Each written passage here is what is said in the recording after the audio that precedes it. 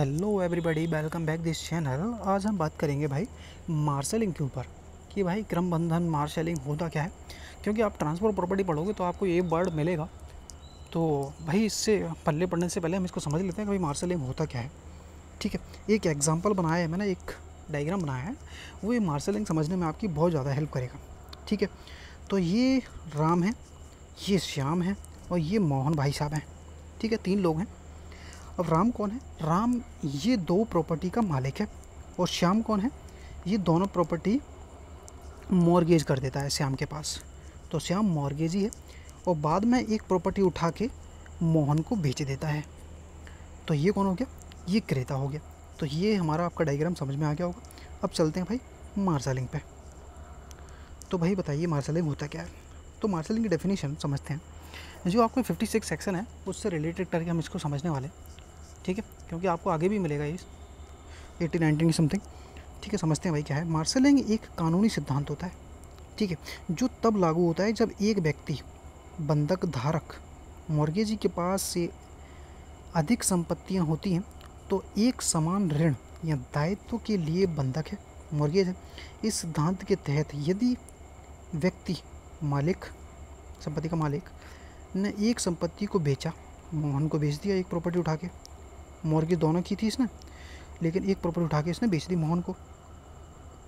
संपत्ति को बेच तथा किसी के अधिकार दे देता है या फिर बेच देता है या अधिकार दे देता है। तो मॉर्गेजी को अपनी वसूली जो 10 लाख रुपए मान लेते हैं इसने इससे लिए थे, मॉर्गेज किया प्रॉपर्टी तो इससे 10 लाख रुपए लिए थे।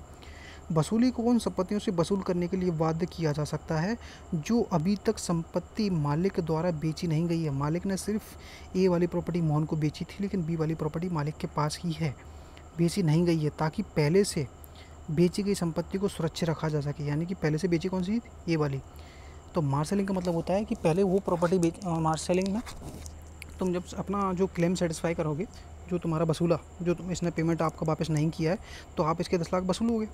तो आपने क्या पहुंच गया वसूल करने, तो आप इसकी प्रॉपर्टी को हाथ नहीं लगाओगे, पहले जो इसने बेची नहीं है राम ने उस प्रॉपर्टी से वसूल करो, बाद में हमारे पास आना। तो ये मार्शलिंग का सिद्धांत तो वही कहता है। ठीक है, एग्जाम्पल वही है जो मैंने अभी बताया आपको, इसको रिटर्न में लिख लेना। और नोट्स हमारा ये कहता है कि मार्शलिंग का सिद्धांत केवल क्रेता के अधिकार को प्रोटेक्ट करता है। क्योंकि भाई ये तो कभी भी कौन पड़ेगा ना कि लाओ भाई प्रॉपर्टी तुमने खरीदी है, हमारा हिस्सा दे जाओ, क्योंकि इनने हमसे भी पैसा लिया था। तो उस केसेस में इसको प्रोटेक्ट करने के लिए ये भाई साहब 56 का बोलेंगे डिफेंस अधिकार है इनके पास। तो ये बोलेगा भाई जो प्रॉपर्टी मेरे को बेची नहीं गई उस पर वसूल लेना, तो अपने पैसे मेरे पीछे क्यों पड़ा है। तो सिंपल सा है भाई मार्शलिंग, इसमें कुछ ज़्यादा था नहीं। ठीक है, जब 56 हम अगले वीडियो में समझेंगे 56 में क्या है कि मार्शलिंग क्रमबंधन जो पार्श्विक रहता है उसके ऊपर डिपेंड करता है। ठीक है, तो मिलते हैं नेक्स्ट वीडियो में। तो वीडियो पसंद आए तो वीडियो को लाइक करना, चैनल को सब्सक्राइब करना। कोई भी डाउट होता है तो कमेंट कर सकते हो, पूछ सकते हो। और भी कोई सेक्शन पढ़ना चाहते हो जो समझ में नहीं आ रहा है तो वो कमेंट डाल देना भाई, हम वो भी पढ़ लेंगे। तो हम मार्शलिंग हमारा क्लियर हो चुका है भाई।